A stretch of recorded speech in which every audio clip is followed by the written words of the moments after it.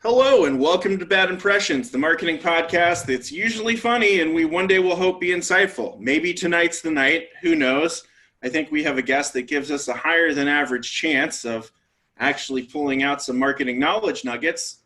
That's right, we're pivoting to an ideas podcast, episode 3, still finding our wings. Tonight, as usual, you have myself, Lee, as well as Ryan Farley and David Shola. And our guest now is Olivia Hawkins. Olivia, do you want to give the listeners at home or on the go or perpetrating heinous acts while listening to podcasts or whatever our audience does an intro to yourself? Of course. And thank you for having me. My name is Olivia Hawkins. I've had the distinct pleasure of working with the host of this podcast over the years. Glad to be here. My background come from agencies in both Atlanta and New York, largely independent agencies, working with really, really small clients, small businesses who are growing all the way up to some of our household names. So Calvin Klein, JP Morgan, Chase, a.k.a. the bank, and even a little cookie brand called Oreo that the folks at home might have tried before. I would hope so. It's a household name in the true conventional sense of the word. Speaking of Oreo, Mondelez made waves in a way last week with their new slogan that stated they're no longer marketing, they're humaning. And if you ask yourself, what is humaning? Humaning is when storytelling becomes story doing, at which point I started story spewing, as did many. There's a lot of discussion about the slogan out there. You've both been close to the brand, its people, and its process. Do you have any personal takes on how theoretically hundreds of people looked at humaning is when storytelling becomes story doing and thought, sounds good?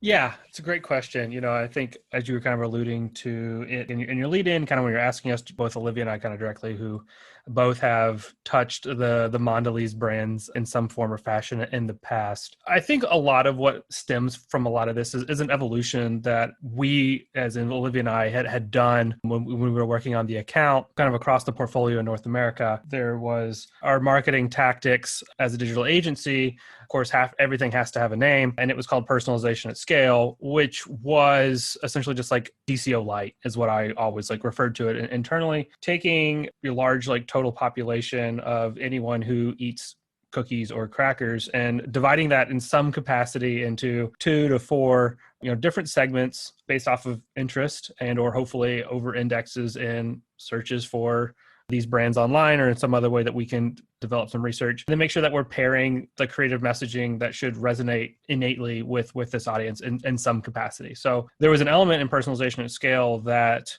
took what we were doing and began the humanizing element of the brand. Is the brand meets the consumer kind of where they are, instead of arguably the other side of CPG marketing, where there's just one big message and everyone, just gets pumped and pushed that message out into the wild. I think that is the genesis of how humaning kind of became a part of the Mondelez vernacular. I haven't been a part of that for a while, so I don't necessarily know exactly what was happening behind closed doors, but I would venture a guess that it was stemming from that in some capacity. Yeah, it has to be. And it's not to say that Mondelez has done a bad job with this. There's definitely been success stories, whether that's, some of the bigger brands, household names, and, the application of a marketing or community-driven insight. One of the things that I loved about working with Oreo brand as an example is their support of the LGBTQ community, starting, many, many years ago with 100 Years of Oreo and coming to life this way with, the rainbow Oreos that originally started as an Instagram post that are now an actual package of rainbow-filled Oreos. That's an example of, what I would call successful personalization or humaning, if you will, to include those groups. In general, right, I don't know that it's necessary for a big brand to come out and publicly disclose, we're marketing to humans. I don't think anyone's marketing to not humans that I'm aware of. Humans are usually the purchase decision maker. Wait till you hear our next sponsor, Live Read. It's going to blow your mind. I can't wait. I can't wait for the Bad Impressions sponsors. Debit cards for dogs. I don't know. I've never had a pet. Whoa, big guest factoid. No pets, Olivia. I did, I should say my college boyfriend gave me a beta fish. I thought you were going to say that was your main pet. Like that was as close as you got was a college boyfriend. Oh, yeah, just feed him twice a day, take him for a walk. No. The fish did last longer than the relationship and had a very on-brand Atlanta name, Wheezy F. The F is for fishy. May he rest in peace. Nice to get something tangible out of a college relationship, besides like a tattoo or a child.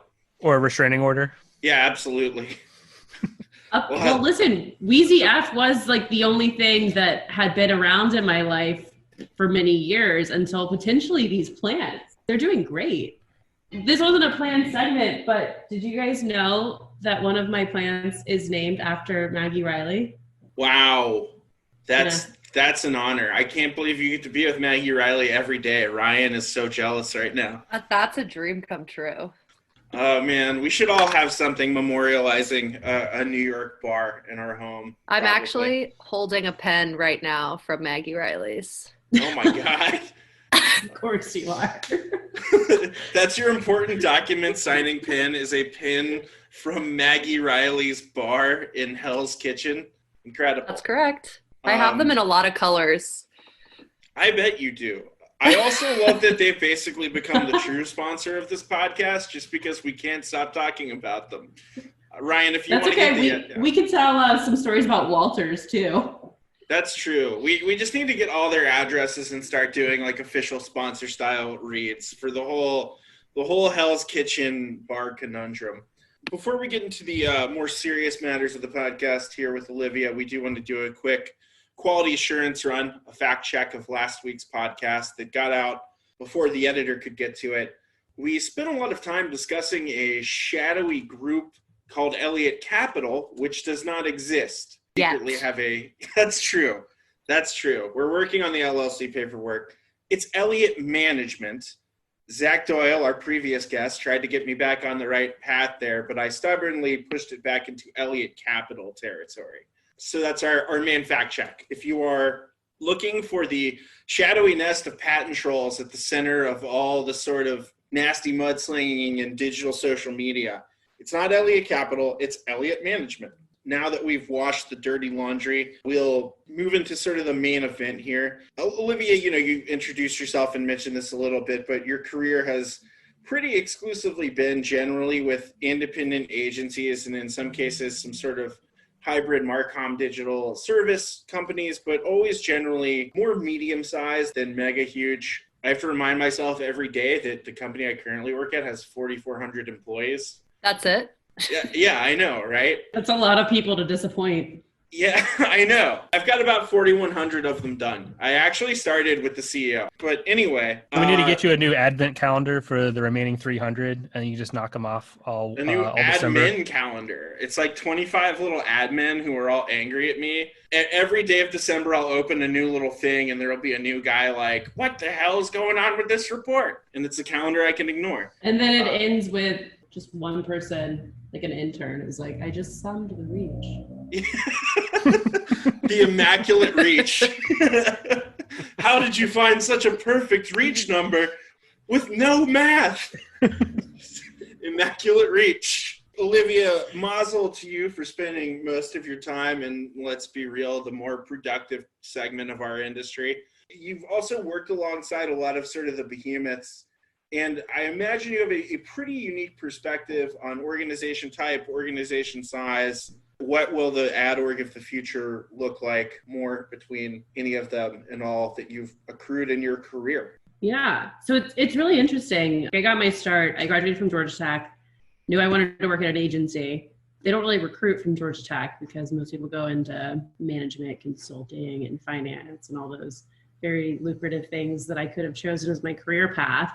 And it's one of those things that I always knew, and it's not even because of like Mad Men or any of those things. I just knew working for a smaller agency would be a good way to learn a lot of things really quickly. And my whole game plan was like, if I hate it, I'll leave after a year or two.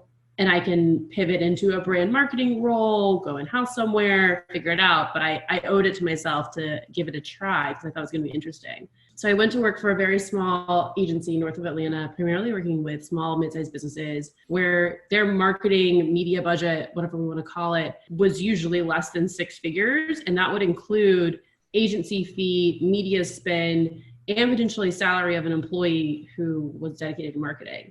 So my first agency gig, if you will, was everything from social media management to running paid search ads to, if they didn't have photos on the website, showing up with a camera and taking pictures for the website, really like anything that could be called digital marketing. I love that experience. I was very humbled by it, right? Because you're working with these small brands who were companies that just didn't really know how digital worked, what it was. And sometimes they did have some level of marketing or advertising spend, usually with out of home more than anything. Full service providers, if you will, who advertise in their neighborhoods or areas, but never really thought about digital real estate. And so I met this organization where there's, less than 50 people. I was sat in a leadership position really early on, and things were very, very transparent. You knew exactly how much money was coming in. You knew how every project was quoted. You knew what the biggest L's were that the organization was taking in terms of expenses, which was really, equal parts, I'll say, refreshing because you had the transparency, and then at other times potentially a little bit worrisome because you knew when months weren't as good and as profitable.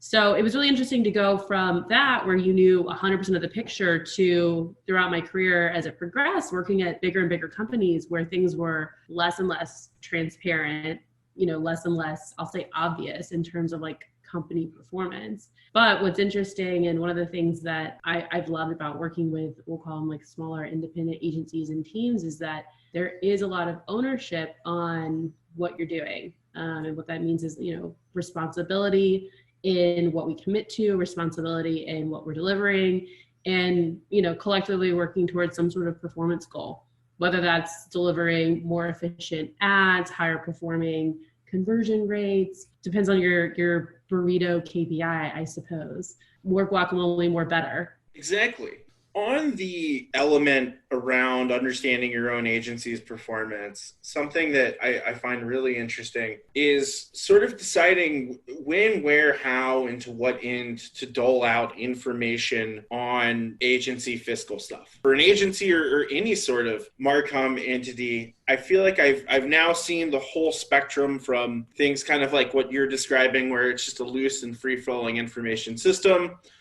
to situations where virtually nobody but the finance team ever understands anything about where money comes from and where money goes, where I guess two sides kind of butt up against each other in marketing. And actually our previous guest, Zach Doyle, had a kind of an interesting example of it, where he came from a role at Tumblr in which he was a revenue generating employee. So had a revenue goal, was cognizant of his own revenue contribution and other people's revenue contributions. In that role at Tumblr, you could actually honestly do the best possible job. And if you missed your revenue mark, because of a roll of the dice, that was kind of just tough. Do you think it's role dependent for it to be helpful to know about agency financials? Do you think more transparency or the most transparency is always best? Have you kind of formed an opinion of that? It's interesting when I look at organizations that I work at, or even others in the space, and I have friends who work there now. The more transparency leadership is, I think in general, the more tenured employees are. Again, that's not a data-driven statement. I don't have hard evidence. We're all big on anecdotal evidence around here, so. Perfect. Anecdotally, I will say, right, because they, as an employee, right, you feel more plugged in, you feel more aware of the situation. And when, you're having the conversation about your own personal compensation or situation, it's a little easier to understand when you don't get the raise, the bonus, whatever it is that you're asking for. And so this interesting thing sort of happens where for better or for worse, people stick around sometimes longer than maybe they should because they feel some sort of obligation. I will say what I have seen for some of my friends who have stuck it out, for better or for worse, through some of those organizations where things are transparent, they've ended up in positions where they have performance-based bonuses that are tied to overall revenue, team revenue, whatever we want to call it. So it's the Tumblr example is interesting, right? If you're an individual tied to a goal, even like a sales role, and you're tied to some sort of individual quota, you obviously incentivize yourself as an individual to get ahead. But if you're more focused on the team, your pod, your whatever department, let alone the overall organization working its way towards the goal, it's a little bit easier to have that conversation of, all right, do I help my friend on this other team who has this question, who's out of bandwidth? Do I traffic their ads? Do I join a meeting with them? Versus, when it's just sort of the man or the machine, and you just sort of say, tough cookies. Guess you won't be at Walter's tonight for 2 for $5 PBRs. I'm wrestling with a counterpoint. Is too much information a hindrance? And we talk about transparency, and I think it probably outweighs the point I'm going to make for the understanding of where all the cards are on the table and making the whole compensation conversation. I think a lot of employees always feel like there's some shady elements that are happening if all the financials aren't disclosed and people aren't getting what they need. But I also think on the other side, and small agencies or even mid-sized agencies, in terms of knowing revenue and scopes and all of this as an entry-level person, if a client shutters or leaves your business and the total revenue and those kind of things, that's almost not something that an entry-level person should worry about. But maybe it's good for understanding in terms of job security and those kind of things that is a real concern and a threat in terms of if you lose enough clients, the agency is going to have to lay off people and those kind of things. So there's a part of me that thinks that could be potentially fear inducing, which starts to get in your own way and those kind of things in terms of not being able to be your best performing self because you're worried about things that are definitely way above your pay grade and you have no absolute control over the number of clients and the revenue that they're pushing through the agency and those kind of things. But it was playing devil's advocate, I guess, just providing that other side of the coin as there could be too much transparency sometimes. And I think that's a delicate balance that agencies need to make, or administration just says this is what I philosophically believe and there's pros and cons on either side, and this is the side of the fence that I'm going to stand on. It's revenue, but it's also expenses, right? As we'll call it mid-low level employee, you have no say in the 20-year lease, right? Or whatever agreed upon potentially large loss is. And so, you see what you're bringing in, you see the revenue that you're driving that's tied to your accounts, if you understand the scope of work, but you're not seeing you're not feeling always where all that money is going. I will say where I have appreciated this, not only in terms of my own personal situation or managing people, but it has made it a little bit easier to then back into how we scope our projects and knowing when to scope something as small potatoes or some sort of flat fee, whatever we want to call it, versus saying, okay, this is something that needs to be a little bit larger. So, if you look at the RFP process, somebody comes to an agency and they say, hey, we want you to run our ads. There's 100 different ways you could scope it, right? You could have some sort of flat all out fee and you say, you're going to get 10 employees for the year and this is how much it costs. All the way down to, time and materials, where you just say, here's the hourly rate and as much time as it takes is how much time it takes.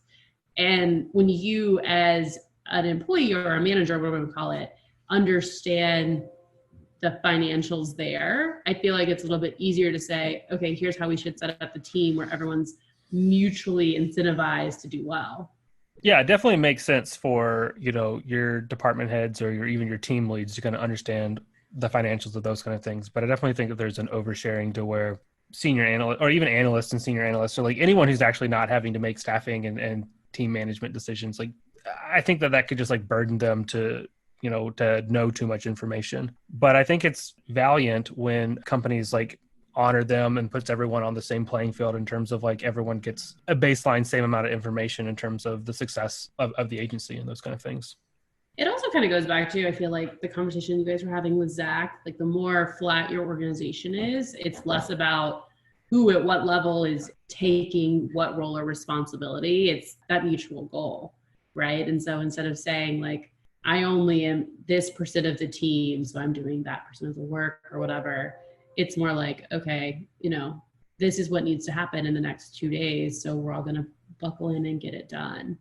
But yeah, I mean, listen, I feel like the bigger your company is, the more levels or hierarchical it has to be, for better or for worse. Middle management with middle management with middle management. The many layered management sandwich. I think it's extremely helpful to give people guidance on what they're supposed to be doing and not doing with any information that they have and they're given. They're open comp law firms, which are law firms where everybody knows what everyone else makes, and it's seen as this sort of utopian level of transparency. What starts happening is, with the information that people have on their billable hours versus other people's billable hours directly linkable to exactly how much they're compensated versus that person, you basically sort of get 1,000 little fiefdoms of people making like macro business decisions for themselves versus the firm. You get things like if somebody is put on some 5-year long-term value delivering project, but they're delivering no revenue that year, people see that and come with torches and pitchforks for their salary. And that's kind of an extreme example. I think if organizations made it clear what was expected of any given person with their level and view into information, it would be helpful because, and I've dealt with this at multiple organizations, sometimes you have people who are put on accounts that are known to be extremely easy to run and not necessarily much of a test that have a lot of budget. And the next thing you know, you have someone presenting the size of their media portfolio versus the average person. And you have the awkward conversation of, A, nobody actually thinks you drove that revenue, which you weren't expected to, so that's fine. This is not an organization where we think our senior analysts are selling us up, and that's our main driver. And B, you were put here as your light load. So I think it helps to communicate what people are supposed to do with information they get, which I obviously have not done perfectly in the past, as I'm recounting now. Have you seen as much of this struggling in this new project-based realm as much as everyone else, or have you luckily dodged that? No, it's interesting, right? Like I was on some calls the other day with, a company that we've been helping out, and they're working with an ad execution team who sold in what I feel like was unrealistic goals around conversion rates and what they'd be able to deliver as far as a return on ad spend. But it was sold in as like a 30-day project. Well, 30 days is probably not enough time to learn and optimize and get to a place where you can meet that goal. It was at the end of the 30 days, someone said, well, we didn't meet the goal, so we're out. And that was the project, was to meet the goal. Separately, there have been, I think, success stories, right? If it's an audit, if it's something that you can sort of tangibly look back and say, we've accomplished that works, right? Where it's project-based, it's tied to that actual deliverable. But if you can't tie it to some sort of product, I guess, at the end, it's tough because we work in a performance-driven medium, and you're always going to have somebody who says, well, you said you'd also do X, Y, and Z. It's something I see a lot, and I struggle to have a good answer for anyone besides kind of just that, which is you're either both aligned on what realistic expectations are or you aren't.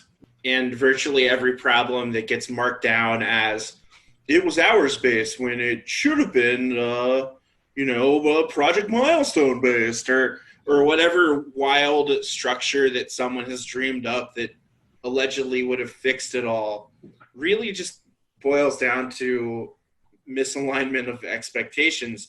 I struggle with any idea that would consistently work to ameliorate this. I don't know if anyone has one right now. Share it if you do. No miracle cure for the modern ad contract. No silver bullet here. Oh, well. With that, I think we want to move on to something that we also have a unique body of experience in.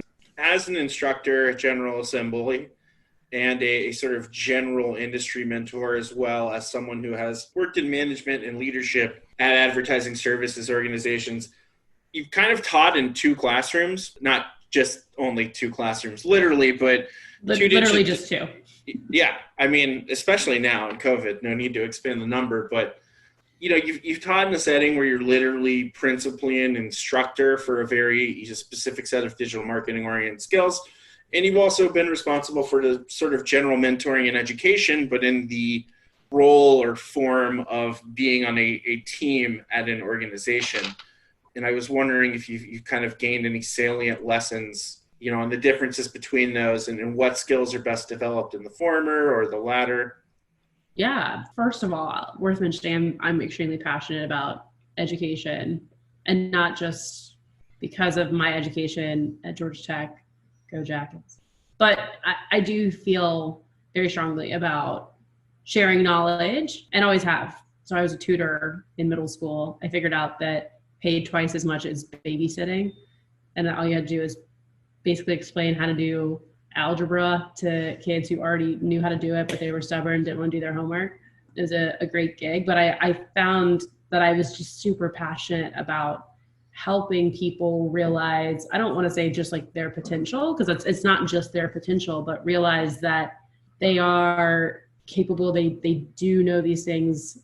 And it's just sometimes approaching materials or looking at it like a little bit of a different way. And so I was able to get back in education through General Assembly, at first in Atlanta, as well as New York, as a digital marketing instructor. So, you're working in, it's called like a part-time capacity. So I taught the same class like 50 times for the intro to digital marketing, which at this point, I mean, I can do it hungover, I can do it in my sleep.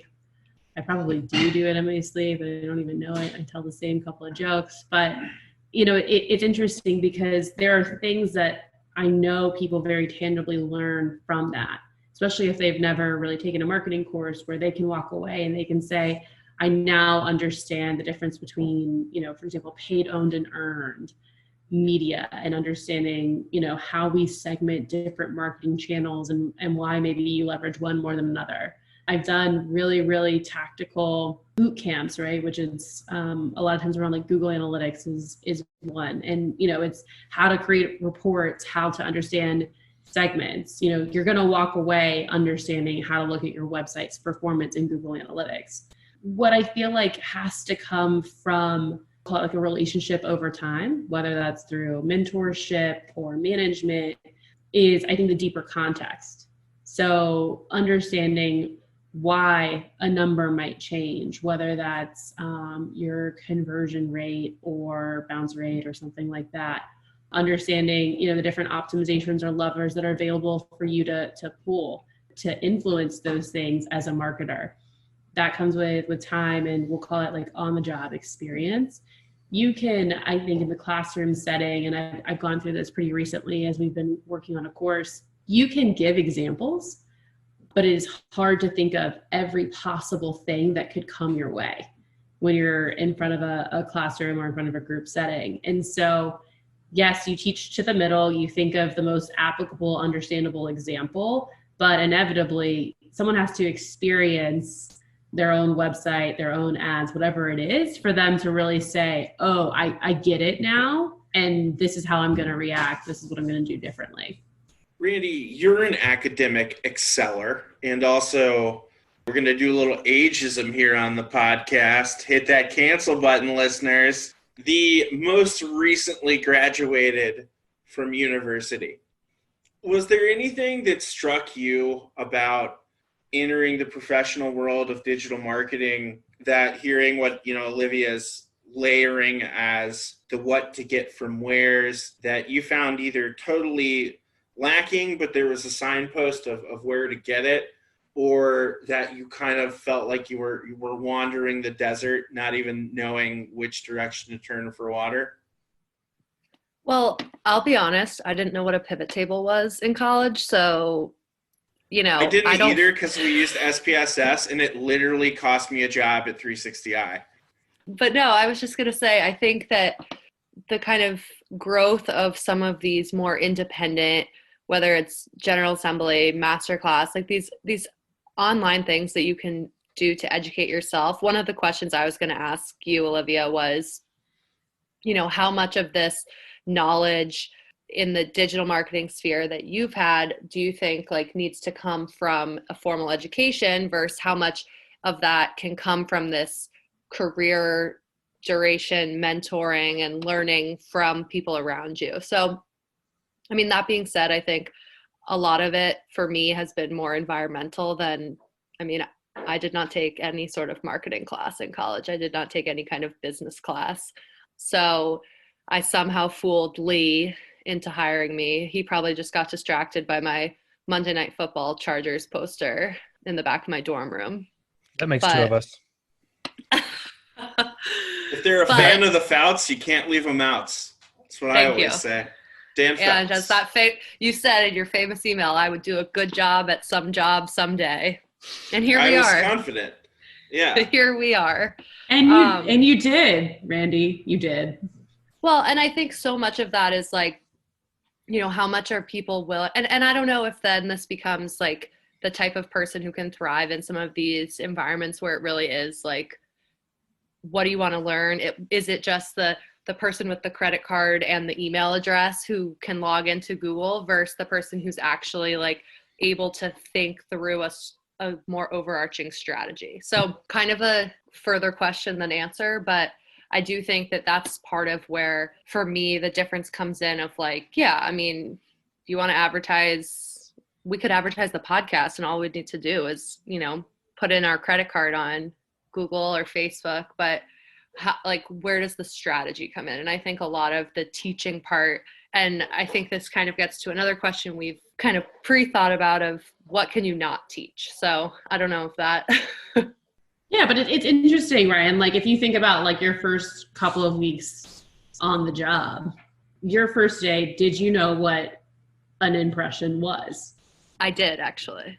Oh, perfect. Well, and I credit that to my internship at Crisp Media, where I took a lot of video screen recordings of my phone playing with mobile ads. Wow, look at you. Overachieving from day one. But no, to your point though, like and we talked about this with Sean in the first episode of all these acronyms. You kind of have to fake your way through most of them. Like I knew what a CPM was, but did I know what a CPA was? No, but could I try to figure it out? Yes. Like different things like that, where does it even help to like study a glossary to start? No, I feel like you just kind of have to get thrown in and I took a digital marketing class in 2012 with Professor Michael Buchanan, who's still teaching at Georgia Tech. We're helping him out this semester, which is super fun. And I found the digital marketing textbook, which was just a PDF that I printed out and put into a binder because I'm a very analog person. And I literally had notes written in the margin that were just like, who decides when to see an ad? Like really stupid stuff. Like the consumer doesn't opt in. Like ads are forced upon you, right? But like these really philosophical questions that like I had when I was 19 and thinking about this as a career opportunity that there's not like really an answer to. And then there's other things where like I did not understand for weeks that SEM and PPC were the same thing. Could not grasp it. Don't know why. Never will know. Nothing like something having two names. That's a classic digital marketing, switcheroo that we do all the time. I'm such a semantic shitlord that when people call it PPC, I immediately just like pull up every bot on a click medium that's not search. Like that's when I open the Outbrain tab, baby. I was about to say, did someone say Outbrain? Ooh, you want a pay-per-click? Let me talk to you about my little friend Traffic Junkie. There's an official plug on the podcast, the Pornhub DSP. Ask me about my robots. Ask me about my viewability. Oh. Speaking of ads being forced upon you, it's time for our sponsor live read. The holiday season is upon us, and you've got loose uncles. Sure, uncles are fun in the house for a little bit, spiking the punch bowl, teaching the nephews and nieces swear words, but they're going to get out of hand, and you're going to get tired. UncleHutch, the hutch for storing your uncles. It's absolutely not a DTC doghouse that simply never got off the ground because of bad brand coding. It's a real product, and you can really buy it. UncleHutch.com. I've got a hutch for myself, so you know that we here at the podcast actually endorse it. UncleHutch. All right, now back to our regularly scheduled stuff. Academics. Do you take yourself out to the hutch? Usually, when I'm getting a little rowdy, one of my siblings does. Generally not one of the other uncles, because, we can't be trusted to police each other. We all go by the uncle code. Husband does. Yeah. But yeah, Uncle Hutch, listeners of the podcast, please support us by buying this very real product so that they know it works. Olivia, if you could boil down, how do I know if I'm getting enough education out of my core job in digital marketing, and how do I know I'm not, and where should I go? And also help people understand what's reasonable. Like, I think there are some jobs where you might say, here's what I'm getting, and that's bad. You shouldn't be having to outsource so much of this. And there's some jobs where that's not the case. Yeah, I think to answer the first part of that question, right, there's a difference between gaining an experience and getting an education. And that's, when we talk about higher education and the bubble, which is the university system in the United States, we spend a lot of money to go to college, and it's at this point much more about the friends you make, the experience you have, the growing up you do, the activities you partake in, than it is about the 12 to 15 hours a week you spend in a room with 30 other people your age, reeking of alcohol and trying to learn something. There is this aspect of you learn and you grow and you acquire critical thinking skills when you go through that. But could you Google a lot of what you learn in college? Like, potentially, yes. Are you learning it from an expert? Not necessarily. There's a lot of stuff on the internet that's false and not the best representation of whatever it is, and biased in a lot of ways. But if you're thinking about ways to learn, whether you're a college student, an entry-level employee, or just a human in general, if you will, there's a lot of different ways and places you can ask questions, and continuing education for adults is more accessible than ever. Back in the day, whatever career path you chose was sort of it for you for a lifetime of 40 years in your working career. But you do see people pivoting more in and out of marketing roles, in and out of business ownership, in and out of verticals. So I think it's this interesting time in which we live, where it's the age of information, the age of misinformation, which we don't need to go into. But we might hit a point in the next couple of years where you're hiring people at an entry level who are 17, 18, 19 and never went to college, but are capable of learning and experiencing certain things, right? Like, I don't want a 17-year-old performing like cardiac surgery on me anytime soon. But would I trust a 17, 18, 19-year-old to run ads on Facebook? Probably. Just say you hate Doogie Howser and go. No, that's a good point. Yeah, I think medical training is probably a little less Googleable. Although here's where I feel like half of my friends who were doctors would be like, don't look at my search history. Stomach is where? Anyway, where is Babby coronavirus. from? Yeah, how is Babby formed? Oh yeah, how is Babby? One of the ultimate Yahoo answers of all time. That was actually a week 2 lesson for Ryan. Yahoo Answers, I remember that, and the Japanese animated series Prince of Tennis. Anyway, hitting the home stretch here.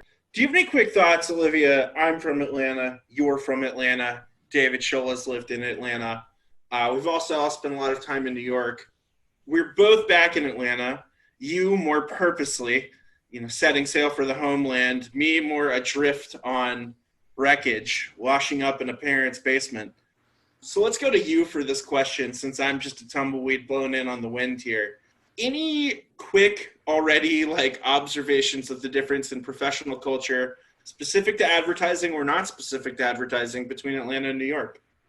Yeah, I will say one of the things that was most striking for me leaving Atlanta to Southeast, it's very do what you got to do whenever you got to do it, laid back, everyone left the office, 5:15, a lot of times I would stay late, which meant leaving around 6 o'clock when I was first working in Atlanta.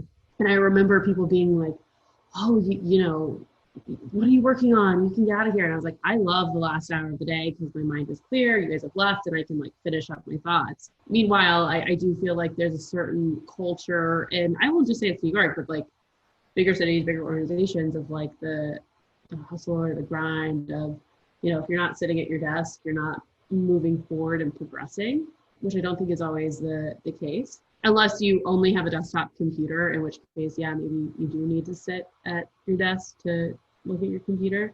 That was one of the things that was most striking to me.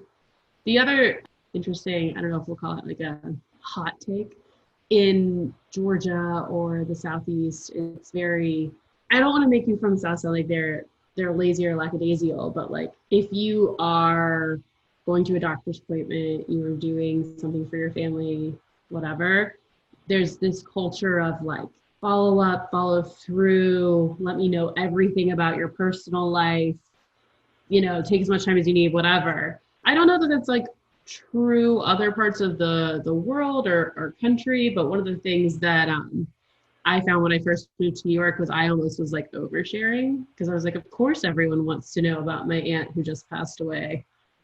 And it's not to say that people didn't care, but I'm so used to being very plugged into all of my team or coworkers' personal lives and what was going on. And I feel like it wasn't always the same in a different environment. David, any thoughts? I kind of feel like I've kind of like lived kind of all over, mostly in the Southeast and then kind of Midwesty a little bit. But yeah, I think there is a big, like, there's a difference in how people like to get their work done. And I think that was pretty evident. And maybe now that like work from home kind of thing is spacing out and spreading out people's like work patterns. But, when I was in Atlanta working for Lee, just, nose to the grindstone, trying to impress my new boss, having the laptop is like you would work for a while, or you would work and you would stay until Lee left. And that was not good because Lee likes to stay pretty late into the office because he operates on a kind of a shifted timeline. You kick the day off on mountain time. Yeah. Yeah. Yeah. And so I thought it was Hawaiian time. Oh, it's getting there. It's moving that direction, Randy. Don't not talk about COVID hours. Aloha. So there was a lot of like trying to impress upon like the group, or like, you don't leave before your boss leaves kind of thing. And Lee would be like, go on, like, get out of here. You're not going to stay past me. I can tell you that. And so there was that element. And what happened from that is, and even like when I like started working for Vayner, which I was still in Chattanooga or in Atlanta for a while before I moved up to the Chattanooga office, there was a lot of like leave at 5:45 or 6, you go home and you eat dinner and you like have like your downtime, and then you plug back in, which is when I moved to New York, it was very much just push through and work all the way through until your day is done, and then you go home. So I think that's been kind of like the biggest difference, and now that I'm in like COVID work from home style, it's like that kind of is now just generally kind of going back to doing that, or that's now like more like normal place. So I think that's like one of the biggest things is just like when and how people like accomplish their tasks. And like, New York would cram it in. They'd finish the office and there would be like that solidarity in the office for everyone that was staying late. And then they would drag themselves to Maggie Reilly's or Billy Mark's. Or, get some cheesesteaks from, oh my God, I just forgot what it's called. Whitman's? Whitman's, yeah. Whitman's, yeah. The 8 p.m. dinner order, very important. But David, I think it's so interesting, right? If we compare the Southeast to at least some of the teams that we were working on, it's also worth mentioning that people were in different life stages. Yep. Where you had plants or dogs or children or parents at home that required, your attention. And I feel like in New York, again, especially the teams we were on, it's like the younger hustle and grind, and we're all there working towards that common goal. And then it's not to say you couldn't have those things, but it was a different a way of approaching a work-life balance than I would say like how certain people prioritize things in the Southeast. Yeah. I mean, I think that's very true because, I mean, I got what I would say a late start into digital marketing because of my pit stop in Athens, Georgia to pick up my master's degree. The cesspool of the South. Well, we can debate that at a later date or off air, but there was the whole, coming out as an entry-level person, a few years older than your general like entry-level person. And then when I moved to New York pretty late in life, into where, I developed becoming like a homebody, or, have my dogs at home and my girlfriend, and like the whole, it was just weird, like kind of like feeling like an outsider a little bit. And just in terms of like, my life does not reflect this life. And I'm just older and in a different stage, and had developed that, in Atlanta and then again in Chattanooga, and now moving up to New York, it was just slightly different in terms of like, nah, like I'm still just like gonna go home, and I'll see y'all tomorrow, which was probably a lot. There's probably a lot of jokes made at my expense for being an old man, and so I think that there's also like that element as well, as like you are in like sometimes in like two different like spaces, whether it was developed environmentally or just you are in two different like life spaces based off of just the team dynamics and those kind of things. I'm curious, Ryan, to hear from you and your more recent work experience, what that's like, because I feel like you're working with a little bit of a different group now. Yeah, I think it's definitely, well, and one of the things I was going to say too is I'm curious about the ways that working from home and COVID have changed these behaviors across the board, because I certainly feel like I love it. I mean, I was a person in college where like at 6:30 every morning, I was at the coffee shop doing my reading, because my prime brain period is from like 6 to 10 a.m. I know Lee probably can't relate to that. Sorry, I'm that 25% rooster. I don't even know what to say to that. But finding the time of day where you get your best work done. And I think, Olivia, that's what's been interesting for me moving into a more in-house role, where there is, if not just more people who are further along in their careers, who have spouses and children who, before COVID were commuting into the city from suburbs, and how that timeline shifts. Like there were certain people who I worked with who they were always in their office at 8 a.m. and I liked to get there early. That was good for me, but they were leaving at 4:45 to catch that 5:30 train, And so I think that's something that it's interesting as you try to navigate in that in-person world. But now I feel like it's worked out so much better for everyone. And I've been working East Coast hours on the West Coast, and a lot of people, I guess this is where my rooster gene comes in.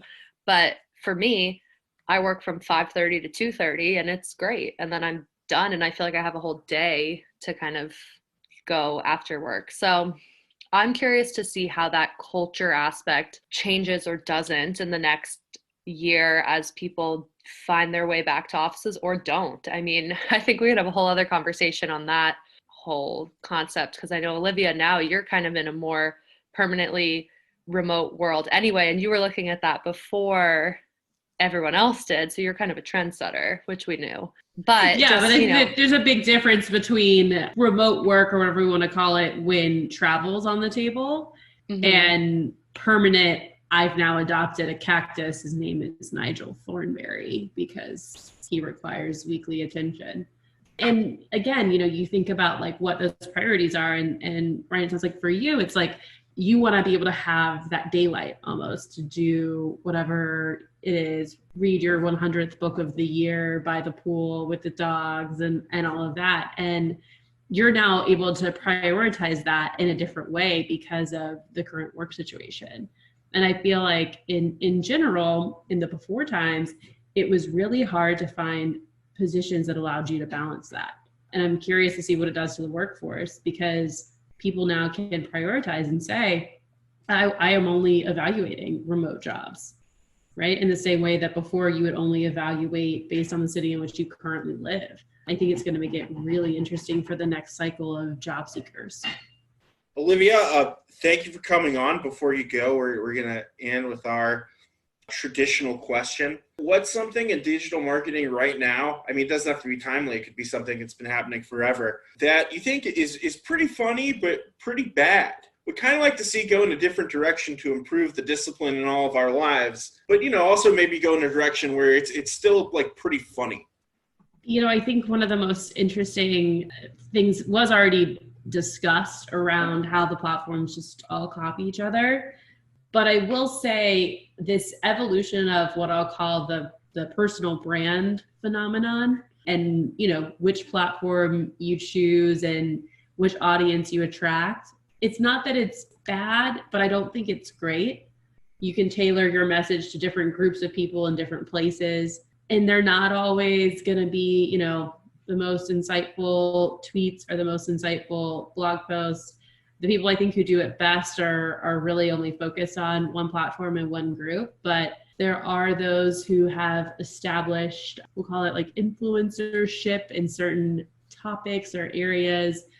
And again, I find it really funny. Every time I see the unboxing videos, every time I see the LinkedIn person who's just sort of repeating the same story that somebody else has already told.